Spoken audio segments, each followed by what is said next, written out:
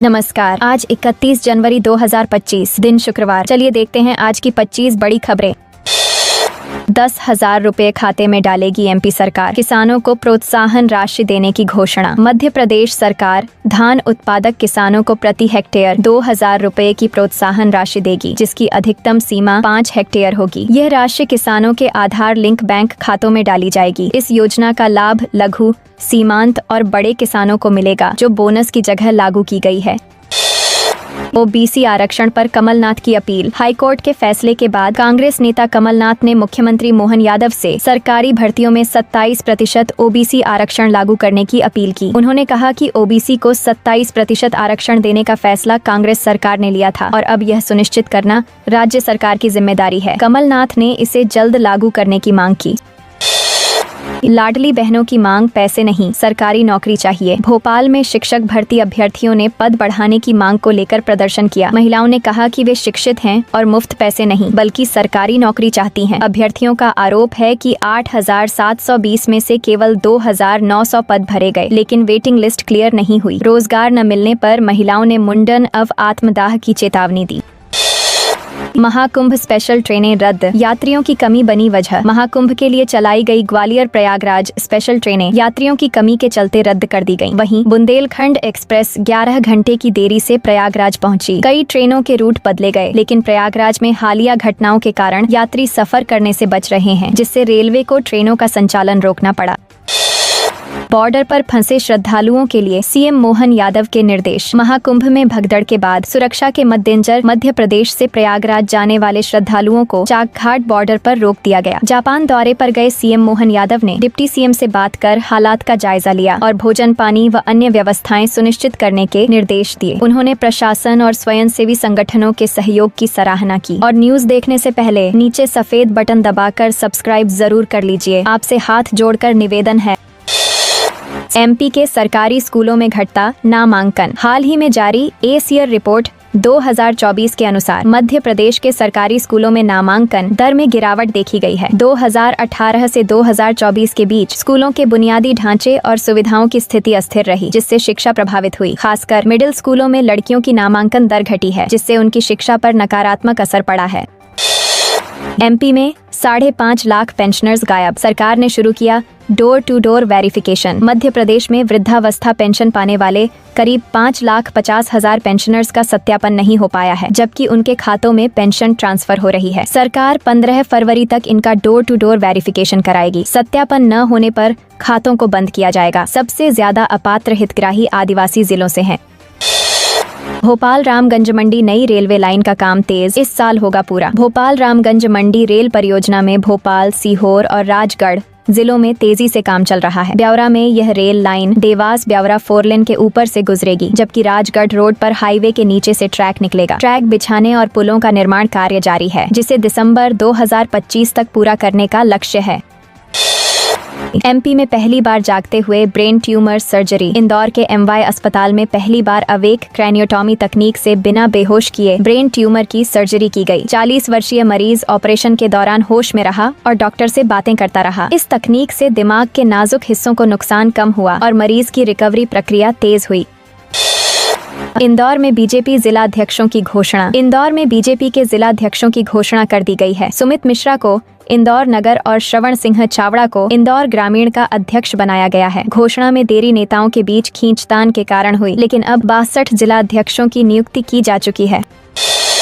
जल जीवन मिशन 31 मार्च तक 30,450 कनेक्शन पूरे करने का लक्ष्य। टीकमगढ़ में जल जीवन मिशन की समीक्षा बैठक में प्रमुख सचिव पी नरहरि ने 625 ग्रामों में 486 योजनाओं की प्रगति पर चर्चा की। 167,873 परिवारों को नल कनेक्शन दिया गया है, जबकि 102 योजनाओं में स्रोत की कमी के कारण कार्य रुका है। 30 जनवरी तक 30,450 कनेक्शन पूरे करने का लक्ष्य निर्धारित किया गया। झोलाछाप क्लिनिक पर जांच, बिना कार्रवाई लौटी टीम। मुरैना के सिग्नल बस्ती में झोलाछाप डॉक्टर की क्लिनिक पर स्वास्थ्य विभाग की टीम जांच के लिए पहुंची, लेकिन क्लिनिक बंद मिलने पर बिना कार्रवाई के लौट गई। महिला के इलाज के दौरान स्वास्थ्य बिगड़ने पर परिजनों ने शिकायत की थी। पूर्व में गणेशी हॉस्पिटल में मिली अनियमितताओं के बावजूद कार्रवाई नहीं हुई, जिससे सीएमएचओ की कार्यशैली पर सवाल खड़े हो रहे हैं। 28 फरवरी तक समग्र आईडी को लिंक करने की प्रक्रिया पूरी करने का आदेश। टीकमगढ़ जिले में सरकारी कर्मचारियों के वेतन बैंक खाते को समग्र आईडी से लिंक करने की प्रक्रिया में 52% काम हो चुका है। अब तक 54,943 कर्मचारियों का डेटा अपडेट हुआ है, जबकि 4,467 कर्मचारियों का डेटा लिंक करना बाकी है। 28 फरवरी तक यह कार्य पूरा करने के आदेश जारी किए गए हैं। तकनीकी परेशानियों के कारण प्रक्रिया में देरी हो रही है। पीएम आवास योजना 6 हितग्राही पाए गए अपात्र, जांच जारी। टीकमगढ़ में प्रधानमंत्री आवास योजना के तहत 502 आवासों में से 6 हितग्राही अपात्र पाए गए। सागर से आई टीम ने दस्तावेज की जांच की और इनसे निर्माण की प्रक्रिया के बारे में भी सवाल किए। जिन हितग्राहियों ने पहली किश्त ली पर निर्माण शुरू नहीं किया, उनसे राशि वापस करने के निर्देश दिए गए।